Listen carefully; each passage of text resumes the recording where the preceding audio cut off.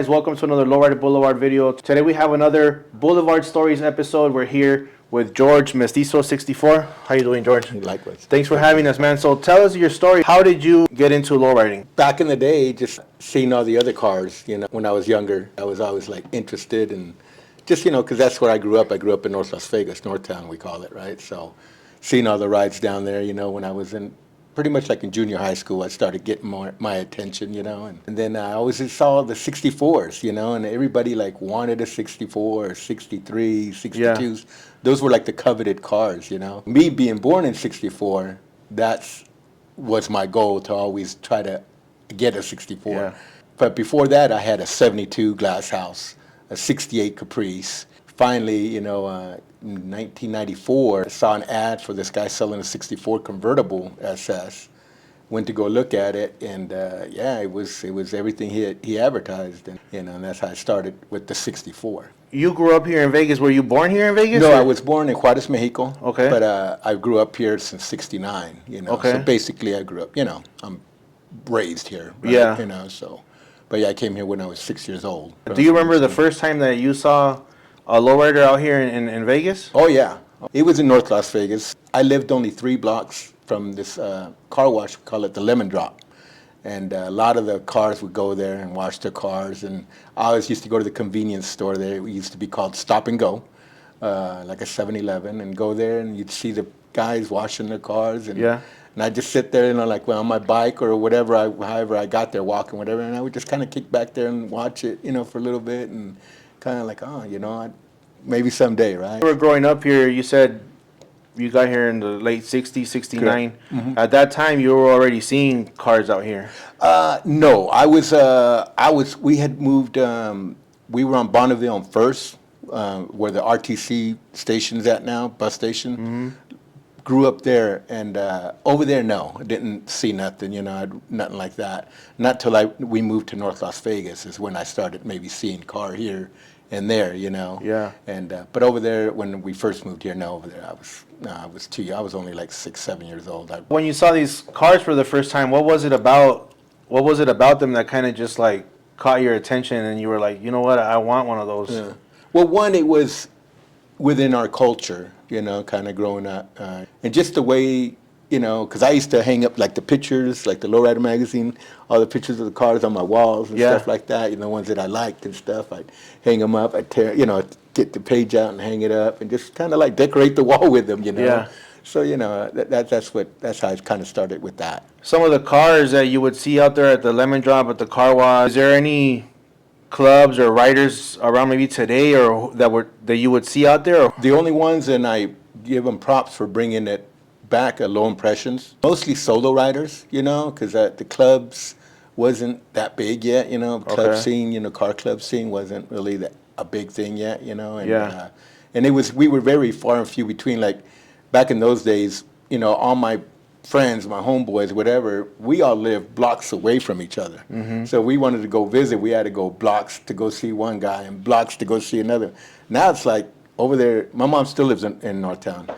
Over there it's like everybody's all together. I mean, just like the east side, it's all Latino, it's all Mexican, it's all, Yeah. So it's all one big raza over there now, So yeah, like I said, I'd see them here and there, but not really in groups, and they didn't have like car shows, anything like that. So like if they got together, like say at a park, everybody got word of it, and it's like, phone calling each other. It's like, hey, there's a little get together, and then everybody would just rush over there and get over there, and yeah, check out the rides and stuff like that, So, what was your first car when you started driving?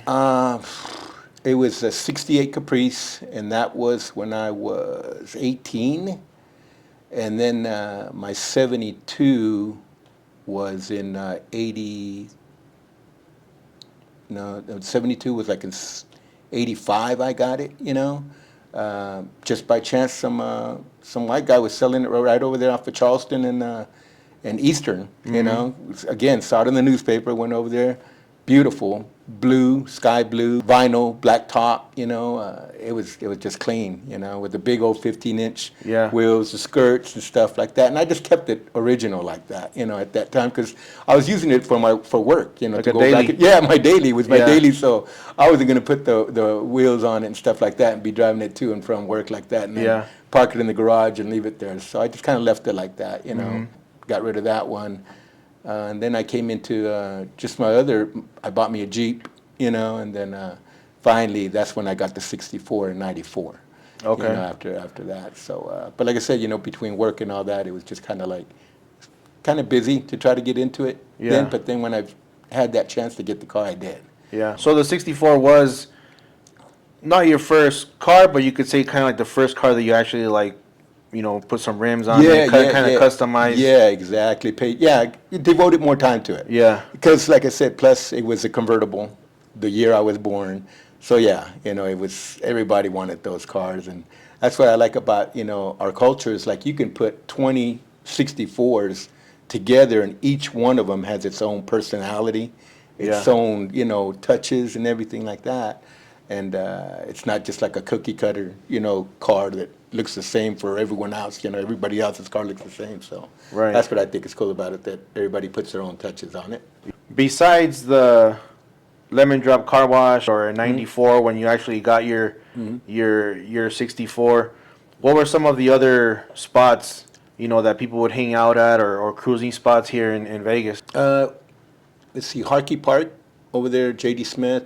And then the 28th Street Park over there on 28 and Stewart, they'd hang out there. And there's another car wash right there on Eastern and Owens. I'm not sure of the name of it, but it's literally like diagonal from that McDonald's. It's on Cyril's and Eastern. That car wash, they used to hang around there too. As a matter of fact, that car wash one time, like I'd want to say like in 1980, 1981, I still remember this, a car club from California, and I'm not sure what the car club was, but they came down with all their cars, like about 30 cars or whatever, and they ended up being, you know, going to that car wash, and word got out. We all went over there, and it was like, I was like, wow, look at, you know, because I had never seen these cars, you know, before, because they're from out of town, and, you know, and they hung out there, you know, kind of, you know, showed their cars off and stuff like that, and I was just like, wow, you know, these people are from California, man. These things are big. You know, these clubs over there are big. Yeah. You know. Yeah, I think that car wash is still there. Yeah, it's still there. It was one of those the very few last car washes where you would put your quarter, you know, and kind of like wash your car. Yeah, it's still there. It's still there. They got, you know, like a little taco stand there right now or something like that, but it's still there. You know, and that night I still remember that, because it's like we all just hung out there looking at the rides and everything, and I was just kind of like, you know, mesmerized by all these cars that came in from out of town, and they all drove them here. They drove them from California. So that's like me. We drive our car everywhere. Everybody knows that. Like Laughlin, Los Angeles, Utah. You know, we drive it everywhere. You know, so yeah, that car likes the freeway. Yeah. And at that point in the like 90s, mid 90s, when you got your 64, who were some of the, you know, car clubs at that point now that were out there that you remember at that time? Well, Tiempo for sure. You know, I was hanging around with them before I even had a car. You know, and as a matter of fact, I got pictures in here of me and Adrian and Ray and everybody when on their first year anniversary. We were at the park. Got the cake right there and everything, you know. So Tiempo's first year anniversary? Yeah, cool. I still got the picture. I know Adrian and them, when I show them to them, they're going to trip out. But it was, you know, we'd go over there and hang out with them, you know, mainly. There was some other car clubs, but it was mainly them, you know, that I would hang around with, you know, and go to the park with, go kick it with, you know, stuff like that. The Desirable Ones was out there, you know. They had a lot of clean cars. I mean, there was plenty of car clubs. I just can't name them all, but that's when the car shows started getting more prevalent. You know, and stuff like that. So that's when I started getting more active in it, you know. After I got my ride, then it's like, okay, let's go do some car shows. That's right. You know, and that's when I mainly competed in the original class.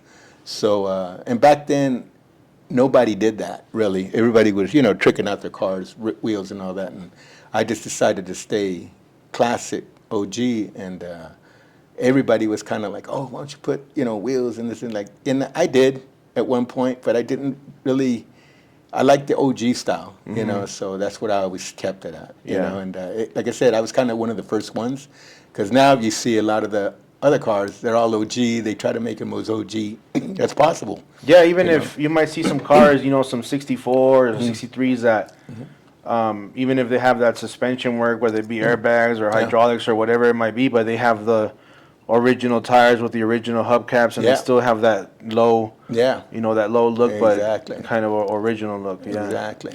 And now, I ride my Supremes. I'll put on the caps here and there. Like I said, I had the wire wheels there for a minute. But, so I change it up. People are like, and then when I put the top up, if I put the top up, people don't recognize the car because they never, that car 99% of the time is the top's down. Yeah, I don't think I've seen it with the top up. Yeah, now that you mentioned that. Yeah, I mean, the only time I put it up was the last Cinco de Mayo show when it got super windy. I had to put the top up. Yeah. And even my wife and my niece, when they went to go meet me there, she's like, yeah, we're looking at the carpet. She's not even recognizing her own car. It's like, I'm looking at the ride. She goes, I didn't even realize that was our ride, Right. So yeah, it looks a lot, gives it a nice different look with the top up. But it's definitely top down all the time. That's right. How would you describe today's car scene compared to before? Well, it's a lot more busier, I would say. Active. There's car clubs all over here now. When I go to car shows, I go say hi to everybody. Everybody that I know, I don't care if you're way across the parking lot, I'm going to go there and say hi to you, So everybody knows that. I go do my rounds, take pictures of all the cars, say hi to everybody. So I'm just pleasantly surprised that all these new cars, and I constantly always see new cars. And I'm like, wow, there's a lot of talent here in Vegas, and it's showing. Compared to the older days, it was just more like, the car with just the regular paint job, Some had some graphics, and stuff like that. But they weren't as detailed, let's say, as they are nowadays, with the LEDs and everything else, all the lighting, all the graphics, the wheels, the combinations, the colors. It's like the engraving, it's like all that has stepped up, compared to the old days, where it was more just kind of like, I guess, plain kind of maybe. Yeah.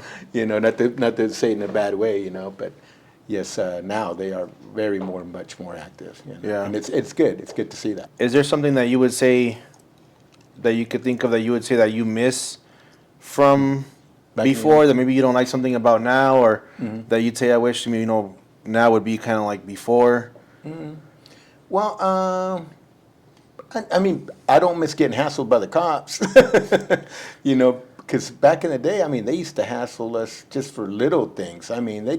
They would literally pull us over and say, hey, you can't have that, you can't have those wheels, you can't, and it's like, who are they to tell us how we're going to do our car, what we're going to do to our car, right? Yeah. And they would constantly hassle us, so I don't miss that. Now I think they've grown more to where, hey, this is part of what it is now, and they leave you alone for the most part. When we're out cruising, sometimes they'll get behind us and they run the plate. That's fine, whatever. I know what they're going to do.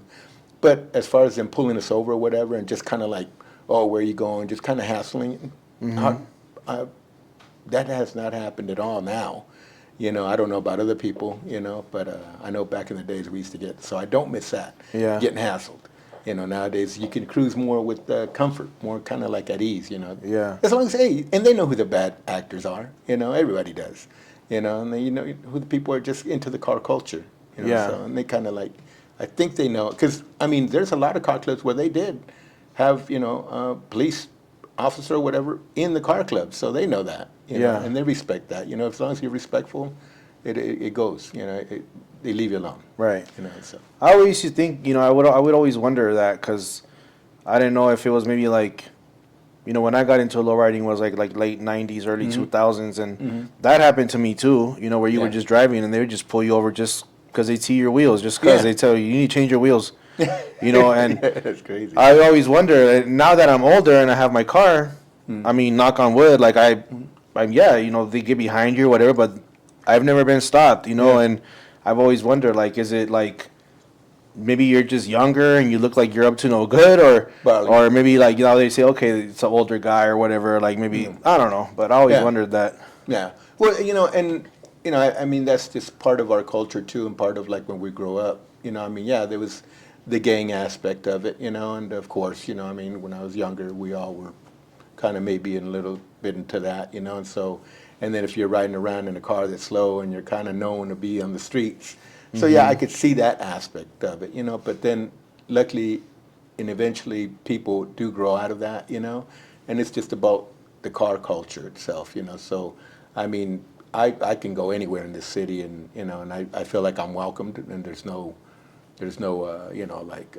drama and stuff like that, Yeah. Because I don't bring the drama. I don't do that, So I don't want it brought to me, Right, right. So I just kind of keep to myself and just, but like I say, I stay in my lane.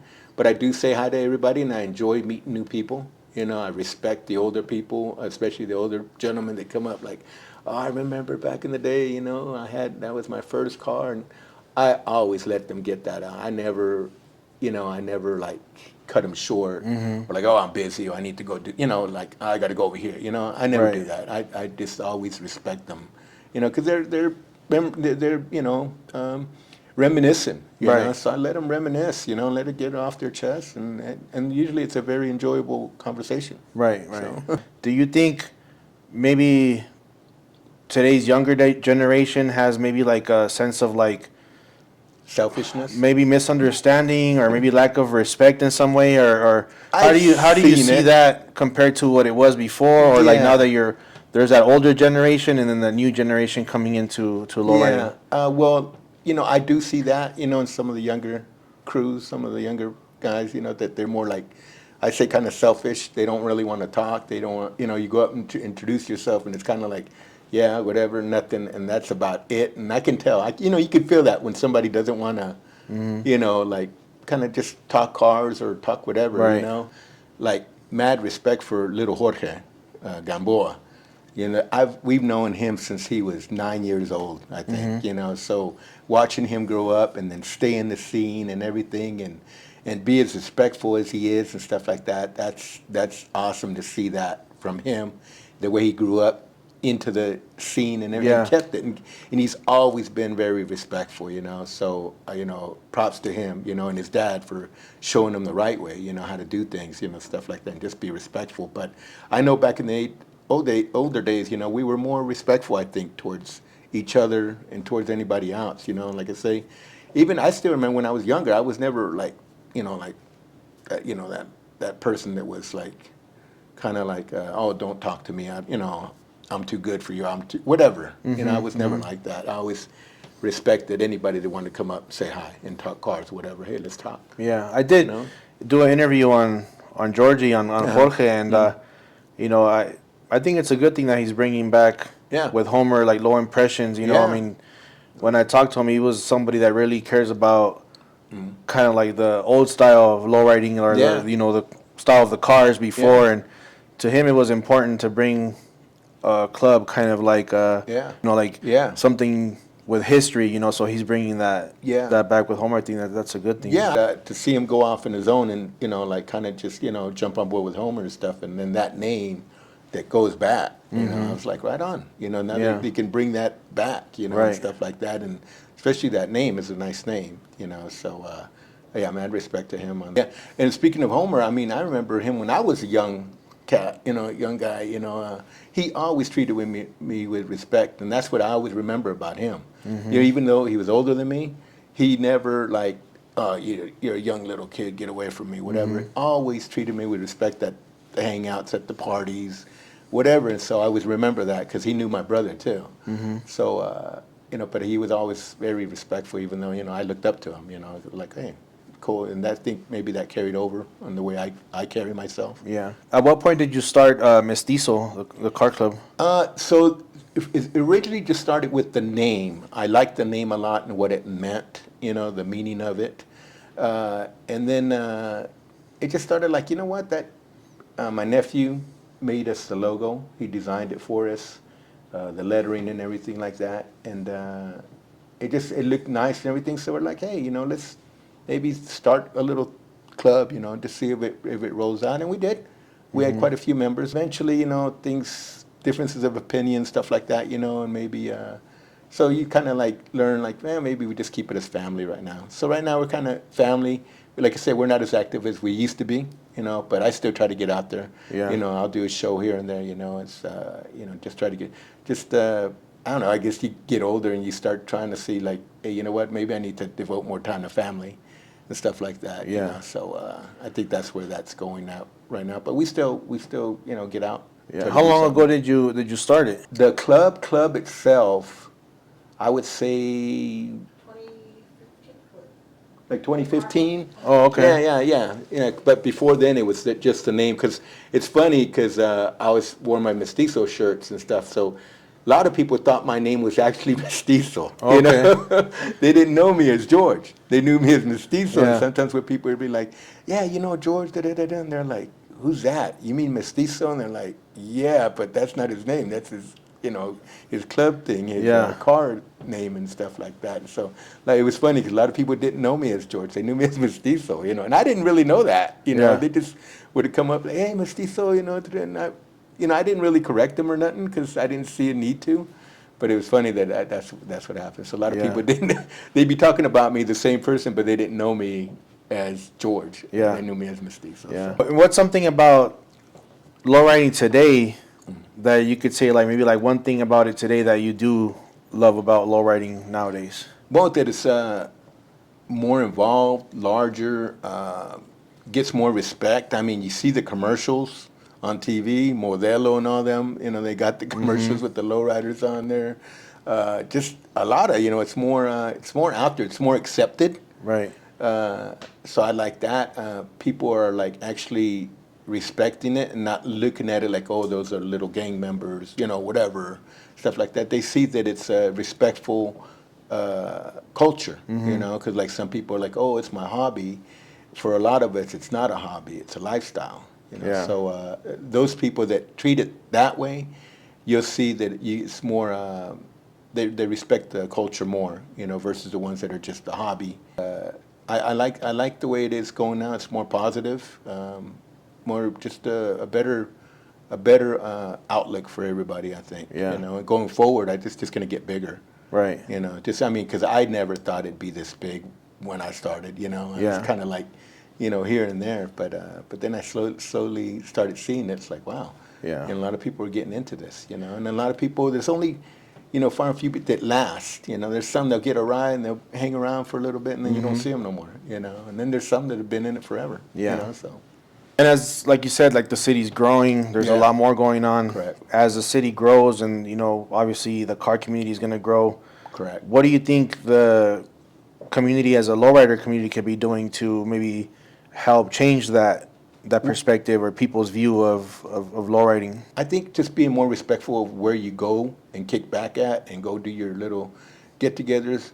I always say clean up after yourself, and that's a big thing. That's like the pepper mill when we used to hang around there. That was the biggest issue with the property owner. He'd be like, you guys leave a mess, and it's only those few that leave that mess that now it ruins it for everybody else. And you've seen it even on Main Street. We're not allowed on Main Street no more because of people, the business owners complaining about the trash being left behind, stuff like that. And it's mainly always that. So I think if they were more respectful towards that way and, and being respectful towards the places they go and kick back at, that would be a positive for everything. And just doing more community events.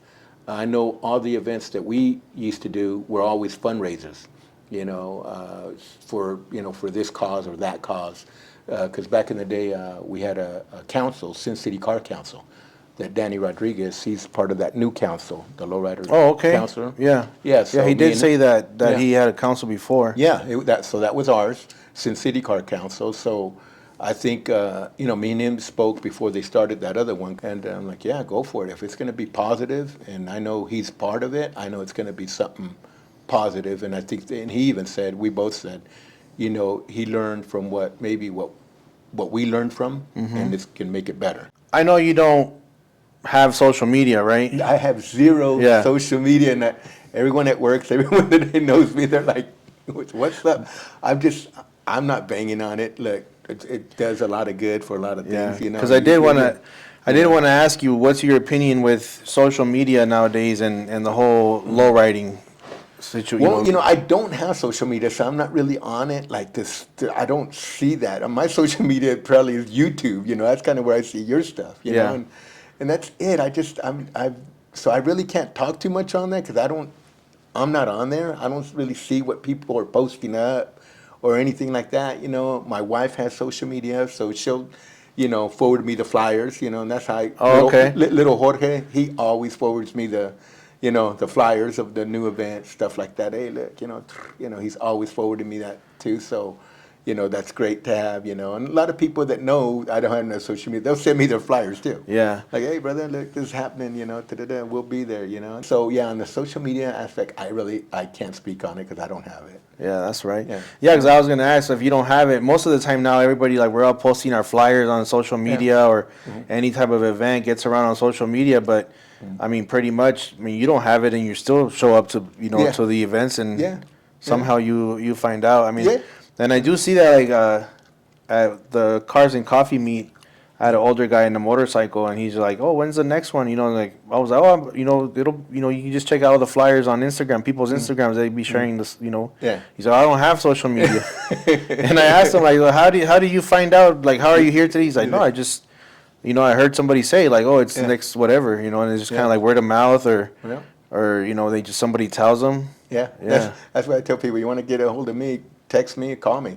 Yeah. I'm old school. That's the way I work. But, I try to always get to know like the presidents of the car clubs, and then that way, like I say, I go around and say hi to everybody. Whether it be Emotions Picnic, over there at the Rafael Rivera Park. You had just left, I think, when I got there. Yeah, I left a little early that day. Yeah, so I'll go around, talk to everybody, and I just make sure I say hi to everybody. My wife knows, when we go to their meet, she's like, I go, okay, babe, I'll be back. She knows I'm doing my rounds, It was about an hour or two later, here I come back got all my pictures, caught up with everybody and everything. So, that's the way I do it, old school. Let me ask you something. So, you go around, do your rounds, take some pictures with your phone. Yeah. Right? You don't have social media to post those pictures, but you have these albums from back in the day. Yeah. So what do you do with the pictures that you take on your phone? They upload to my iPad, and I just kind of, go through them, I have a picture, I have everybody's car in there. I think I got 6,000 photos of just cars, So now instead of printing them in photo albums, you maybe have your albums in your iPad just kind of like... Yeah, and if I want to print one, we'll print one. I mean, we got our printer here, go to the, you can go to the store and get them, really nice glossies, So that's what we do. That's what I do. That's right. What kind of advice could you give someone, maybe like young people that want to get into lowriding, maybe build a lowrider or buy themselves a lowrider? Mm-hmm. What kind of advice can you give someone? Get what you want, especially if you're going to be investing the money in it. And if you're going to, like start rebuilding it, unless you get one that's kind of already there. I know built gets more respect than bought. So like, anybody can go buy one that's already done up, But when you build it, it's like you put your own touches on it. And when you do that, and when you start that, if that's the way you decide to go is to build it, just save up and get the good parts. Don't get these cheapy knockoff parts. They're not going to fit right. They're not going to work right. They're not going to look good. So save up. Say one part is $50. But the NOS part or the good original part, whatever you can get, it's $150. Whatever. Save up and get that better part. Whether it be mechanical or aesthetic, it's going to look better. It's going to fit better, and you're just going to be happier all around. So do that. Spend your money wisely and get the good stuff. Don't go cheap, because you will see it on the ride when you go cheap. Yeah. So kind of like do it right the first time. Do it right the first time. Yeah, because a lot of guys sometimes maybe they don't have the money, so just hold off until you do, and then get it done and do it right. Because I made that mistake. So you learn. It's like I bought some parts that just didn't fit right, didn't work well. And then I got the better part, and wow, it's like night and day the way it affects everything. So that's where I learned that from. So that's what people that ask me that's the first thing I tell them. Don't go cheap, and take your time and do it right, so, and built as always gets more respect than bought. Do it that way, and do it right. Right. And you'll be happier for it. Is there anybody out there, whether it be maybe someone you've met recently and the, newer generation per se out here in Vegas, or maybe some of the older guys that from before, is there someone that you would say, you know what, I want to hear their story, like I'd like to see them on here telling their story? Like maybe whose story would you want to hear? This Danny Rodriguez, good friend of mine from Mestizo Car Club, he's the VP. Excellent guy. I don't know if he's be interested. He's from East LA, so he's got a lot of background, and he's been in the scene forever. Rudy Quitos, I don't know if you ever seen him and his wife dressed in the zoots at the car shows and stuff. They were at Viva, and he was in like I think a light blue or purplish zoot. He's been in the scene with his car. He's got an Oldsmobile, and I believe another car, but he's been around for a while. Okay. Cool guy, excellent guy, respectful. Another one, I mean, I've known him not too long, maybe going on maybe 8, 9 years. Esteban, he used to be with Southern, Viejito's Southern chapter. I think he's solo now. He's cool. He's been around. Homer, you've already did, Then the other ones that I know of that have passed on, like the guy who painted my car, Carlos Candyman Maldonado, and then Joe Moreno's Customs. I don't know if you ever heard of him. Those guys, awesome. I mean, and they were old school work ethic, and they just did things the right way, and stuff like that. So yeah. Before we end, is there anybody that you would like to shout out or mention, give some credit? My club members, Javier and Daniel, our club Mestizo, and one club that always stands out with me is Tiempo. I've known them forever, so shout out to them. All that crew is awesome. All the guys, me and Ray and Adrian, we go back since high school, and then Danny Rodriguez, of course, Manny, the president, but all the other guys, Frank, all the guys on that club are they do a lot of good events. Shout out to them for keeping it alive and the tradition and the respect, that comes with it. Right. Like I said, for those of us that have been around like that, it's more our lifestyle versus a hobby. I don't like when people tell me, "Oh, is that your hobby?" No, it's not. It's my lifestyle. Right. I live and breathe it. Like that joke. Chrome bills before the phone bills. Right. They're literally true. There's been some things like, "Oh man, I need this, but I want that." And sometimes I will get the want first, then the need. It's usually a car part, or something with the car, or something with my pool, that I play pool and stuff but mainly with the car. All right, George. So before we end, I just want to give you this shirt. This is one of the T-shirt designs that I have. It says "Less hate, more lowriding." Oh, excellent. Just want to give it to you. Thank you for your time and telling us your story, man. Thank you. All right. Thanks for watching another episode of Boulevard Stories. This was George, Mestizo 64. Hope you guys liked it. Make sure you guys like, subscribe, drop me a comment. Let me know what you guys think. Especially subscribe is totally free, and turn on the notification bell so that you guys don't miss any of the videos. Also, don't forget, if you guys want to support the channel, you can pick up one of these shirts, Less Hate, More Lowriding, or like this one, Lowriding is My Therapy, the one I have on. There's also a few more other designs on my website, lowriderblvd.com, lowriderblvd.com. Thank you. See you guys next time.